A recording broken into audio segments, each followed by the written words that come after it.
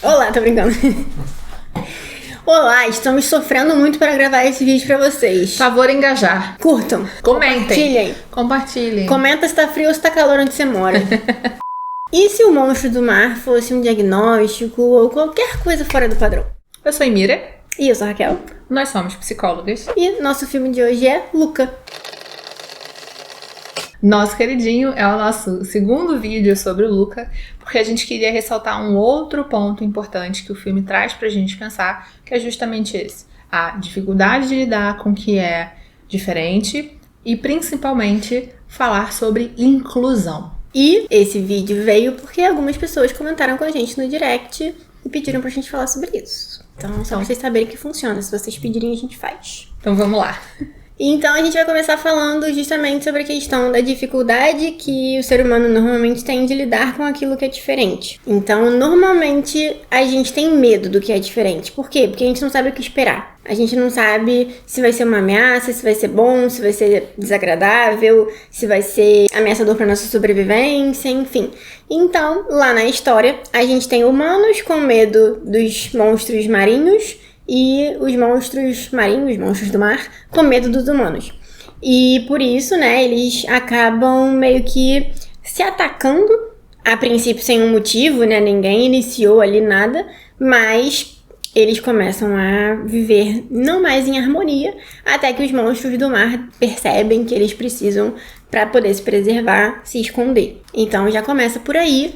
Pensando aí na nossa pergunta inicial, pessoas com transtornos, pessoas de qualquer forma fora do padrão, são pessoas que acabam tendo que, muitas vezes, se colocar à margem, né? Ou são colocadas à margem, né? Elas claramente são evitadas, são deixadas de lado, são olhadas com desprezo, né? Elas sofrem preconceito, porque quando a gente fala de exclusão social, a gente está falando de pessoas que sofrem preconceito por conta disso, né? E é sempre um processo muito doloroso, igual dá para perceber no próprio filme do Luca. E é interessante a gente pensar que o Luca traz duas dimensões de exclusão. Tanto essa exclusão dos monstros marinhos, né? Então, o Luca e o menininho que tem que ajudá-lo, os dois são monstros marinhos e precisam se passar, né, por seres humanos.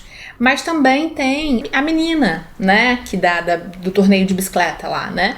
Ela também é excluída e no caso dela por uma condição social, ela é uma pessoa pobre. Então o antagonista, né, o vilãozinho da história, que ganha sempre o torneio de bicicleta, ele faz questão de dizer que eles três, né, o Luca, a menina e o outro menino, que eu já esqueci o nome, eles são a turma dos excluídos. Isso aparece, né? Esse rótulo aparece. Eles vão comigo, Hércules. Sobe, gente. Isso vai ajudar no meu treino. Vai, funda aí seu clube de inúteis. E é interessante pra gente pensar que a exclusão pode de fato ocorrer em diferentes níveis. A gente propôs pensar na questão dos transtornos psiquiátricos, transtornos mentais, porque é a nossa principal área de atuação, mas isso também vai acontecer em outros níveis, seja por condições sociais, sejam por questões de raça, né, etnia, enfim, orientação sexual, né, a exclusão ela pode aparecer em diferentes níveis e igualmente ela traz muito prejuízo e muito sofrimento. E por isso é tão importante a gente conseguir prestar atenção e olhar e tentar fazer diferente, né, de fato colocar em prática um projeto de inclusão social nos seus comportamentos no dia a dia. Isso.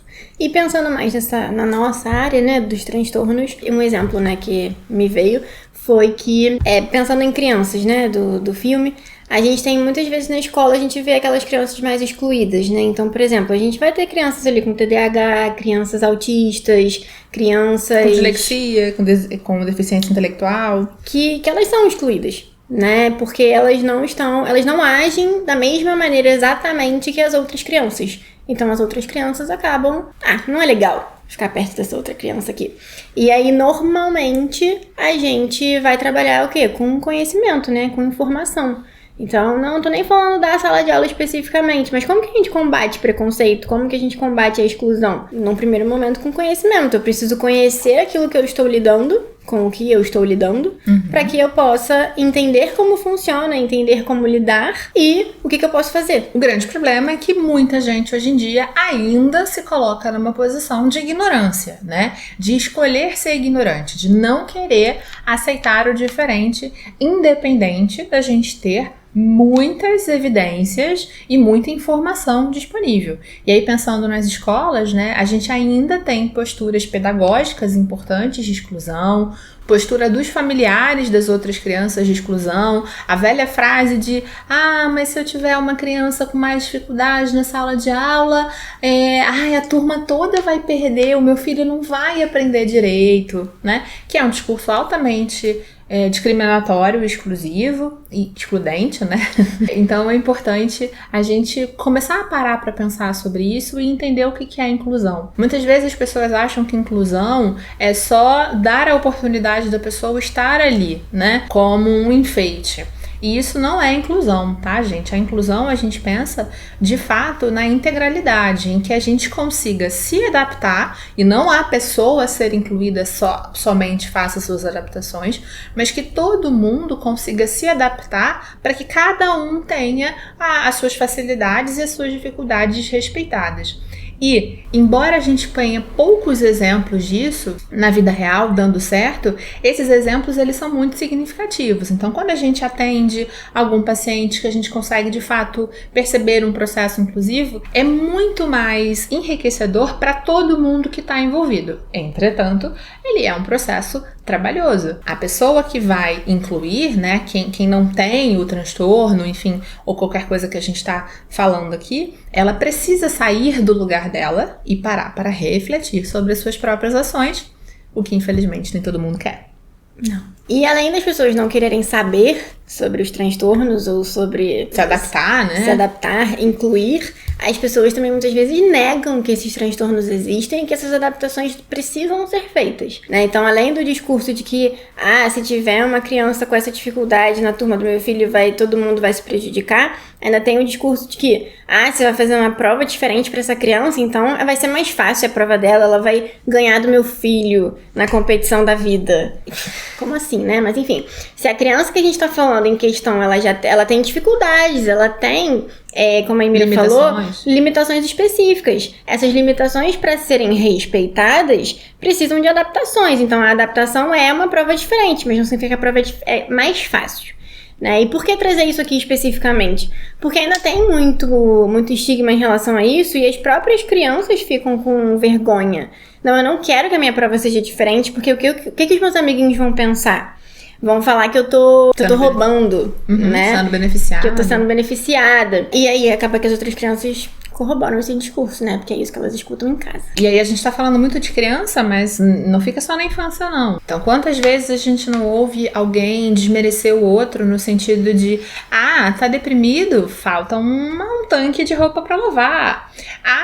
Tem ansiedade? É só se acalmar, é só fazer isso. Isso também é uma forma de você rejeitar e não incluir aquelas pessoas, né? Olhar para os transtornos como frescura, como falta do que fazer, como problemas religiosos. Todas essas atitudes são atitudes excludentes, que geram sim sofrimento nas outras pessoas. E aí é que vem um ponto muito importante no Luca, né? Tem um pouco desse retrato, claro, numa animação muito rápido, mas tem o sofrimento vivenciado por ele e pelo amiguinho, né? Que está isolado numa fortaleza quase, que é abandonado pelo pai também, que meio que desiste de estar ali com ele, de enfrentar a realidade. E quando a menina começa a gostar dele, e o pai da menina também acha, né, vai atrás dele, mostra que ele é importante, depois a gente consegue ver que tem todo um funcionamento, quando eles se uniram, quando todo mundo conseguiu ali se adaptar e fazer o que é possível, a comunidade como um todo reconhece, né?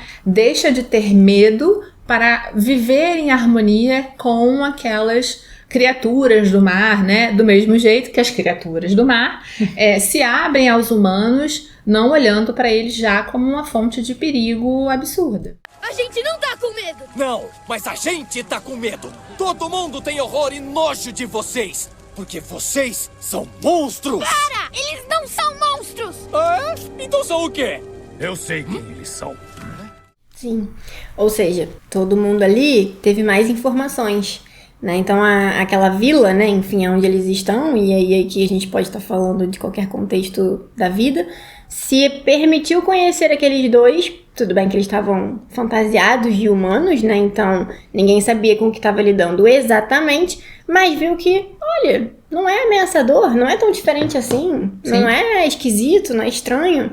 Então, quando as pessoas tiveram oportunidade e se abriram para conhecer aqueles dois, no caso do filme, viram que, olha, podemos conviver todos em harmonia. Não era como a gente pensava, a gente não precisa ter medo, Sim. não precisa excluir. Sim. Não é fácil esse processo de inclusão. A gente precisa modificar muitas crenças que a gente tem e mudar muitas questões da prática, né? Então, assim, a gente precisa trabalhar com acessibilidade, a gente precisa mudar a lógica do funcionamento de algumas questões, né? Instituições, enfim, funções, mas isso é super possível e extremamente necessário quando a gente está falando de bem-estar social. Né? Quando a gente tem uma visão que não é uma visão individualista da vida, em que eu me basto, serve somente o que é bom para mim, é importante, e quando a gente abandona essa visão e a gente olha para as outras pessoas e a gente entende que nós somos seres sociais e que a gente vive sim em comunidade e que a gente não precisa ativar o sofrimento no outro de maneira desnecessária, a gente consegue, então, engajar nesse processo de inclusão e conseguir alterar os nossos comportamentos e cobrar que outras pessoas também alterem os delas. Isso aí. E aí, sabe aquele famoso eu não sou obrigada a nada? Sim, você é obrigado a alguma coisa. Você precisa, sim, se esforçar para incluir as pessoas e para se adaptar às diferenças e se adaptar àquilo que talvez no primeiro momento pareça desagradável, pareça desconfortável, mas que se você der uma chance, provavelmente você vai ver que não tem nada demais. Você é obrigado a respeitar as outras pessoas. Cada vez mais a gente percebe isso sendo muito complicado em função da vida, mas a gente não pode perder de vista essa obrigação social. Você precisa respeitar as pessoas. E a gente espera que esse seja um compromisso para esse e para os próximos anos na sua vida. Então, se você curtiu o nosso vídeo, não esquece de dar o seu like, de comentar, de compartilhar. Se tem mais alguma coisa sobre esse filme, a gente pode fazer um terceiro vídeo, não tem problema. A gente gosta muito desse filme. E a gente se vê na próxima. Até!